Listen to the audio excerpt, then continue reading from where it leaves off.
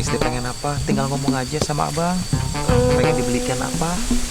Beneran bang, Eis madanya gak bakal neko-neko. Eis mah orangnya sederhana. Eis mah gak akan mempersulit orang yang suka sama Eis. Alhamdulillah. Sok atuh, neng istri pengen apa?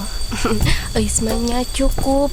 Nanti teh Eis mah mau emas 10 kilogram. Terus Eis mah pengen rumah. Rumahnya teh 3 tingkat. Beserta di dalamnya teh ada kolam renang, ada Alfamart. Terus di dalamnya teh gitu ya.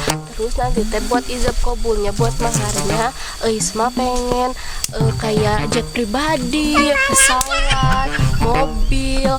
Terus mobil sport itu 2 Pajero gitu bang, cukup.